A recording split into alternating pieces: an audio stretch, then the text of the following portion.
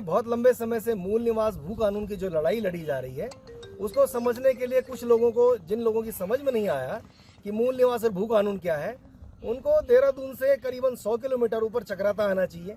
चक्राता से करीबन 7-8 किलोमीटर आगे एक पुरोड़ी नामक ये जगह है जहाँ मैं खड़ा हूँ, और आप इसके चारों तरफ देखेंगे कि जो हमारा जो नैसर्गिक सौंदर्य है इस पहाड़ का, जो उत्तराखंड का जो हवा है, जो पेड़ हैं, पौधे हैं, यहाँ की जलवायु है, इन सब के बहुत नज़दीक जब आते हैं और आपको यहाँ रहने की कोई जगह मिल जाए तो आपको यहाँ से जाने का मन नहीं करेगा। उससे और बड़ी बात यह है कि यहाँ पर जितने भी चीज़ें बनी हुई हैं, जो होटल हैं, रेस्टोरेंट्स हैं, ढाबे हैं, जो तमाम चीज़ें हैं, वो उत्तराखंड के इन्हीं लोगों की हैं। यानी कि हमारे इन लोगों ने अपनी जो ज़मीन है, इनके राइट्स इनके पास है।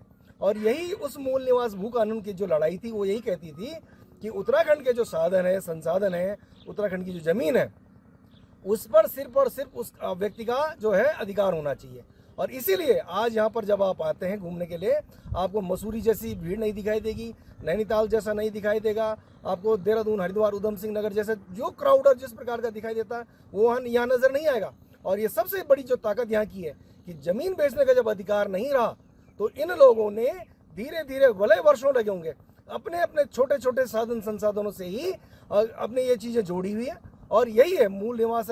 इसी भू कानून की जो लड़ाई थी, उत्तराखंड की जो सरकार है, जो नुमाइंदे हैं, उन लोगों को यहाँ कर इस बात को समझना चाहिए कि वास्तव में यही वो लोग हैं जिनके कारण आज जो है उस लड़ाई को बल मिलता है कि अगर आज यही राइट्स सभी लोगों के पास होता कि आप जमीन नहीं बेच सकते किसी बाहर आउटसाइडर को, तो निश्चित रूप से आज पूरा उत्तराखंड और खुशहाल होता। अभी भी कुछ बिगड़ा नहीं है।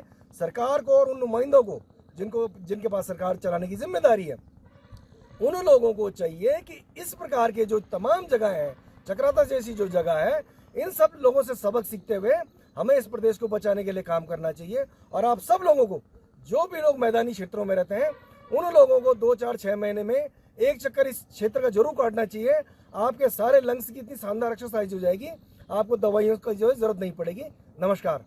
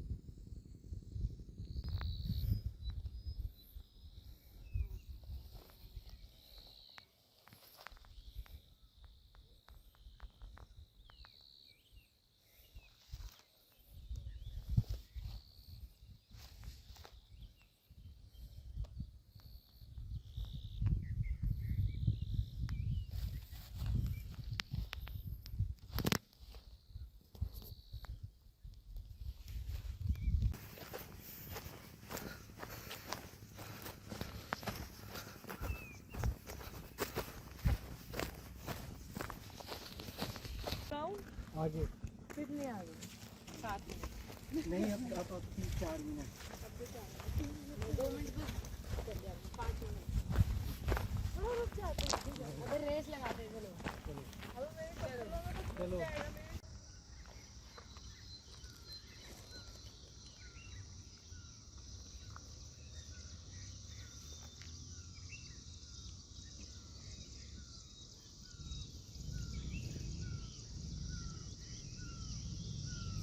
लोगों को भी यहाँ के लोगों को भी Yes. और पब्लिक को भी